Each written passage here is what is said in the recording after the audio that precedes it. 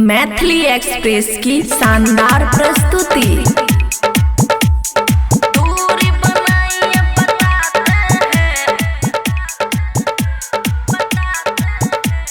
Mask पहनना और आपस में उचित दूरी बनाए रखना।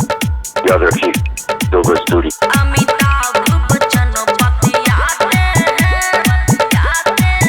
माया रिकॉर्डिंग स्टूडियो राजनपुर सहरसा। दिल पर चोट लागल गे, रात भर रहै छी जागल गे।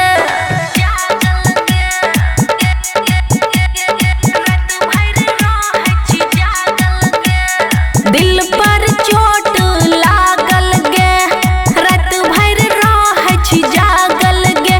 बॉयफ्रेंड से ना बात करने देते हैं। नमस्कार, हमारा देश और पूरा विश्व आज कोविड-19 की चुनौती का सामना करता है। और जब फोन लगाते हैं, अभी दूरी बनाइए बताते हैं। अमिताभ बच्चन बतियाते हैं, अभी दूरी बनाइए बताते हैं। DJ good Madhubani, DJ good Madhubani, अभी दूरी बनाइए बताते हैं। याद रखिए, 2 गज दूरी, मास्क है जरूरी। और जब फोन लगाते हैं, अमिताभ बच्चन बतियाते हैं। कितना जरूरी रहता है, तब वो इहे कहता है। और कितना जरूरी रहता है, तब वो इहे कहता है। दूरी बना के रहिए, अभी सटने से वायरस फैलता है।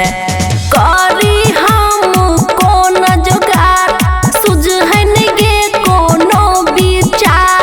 बात बात पर ज्ञान देते रहते हैं। कोरोना से बचाव के लिए जरूरी है नियमित रूप से हाथ धोना, मास्क पहनना और आपस में उचित दूरी बनाए रखना। और जब फोन लगाते हैं, अभी दूरी बनाइए बताते हैं।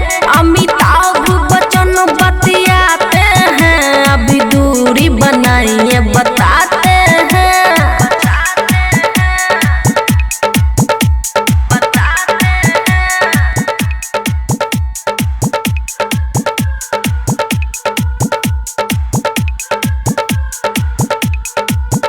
अभी दूरी बनाइए बताते हैं।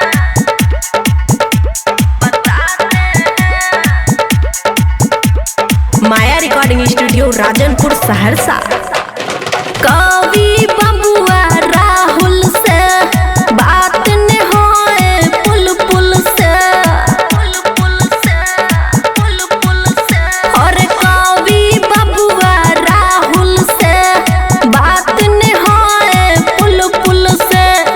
कोना दूरी रहै छिया मन अपन जानू बुलबुल से।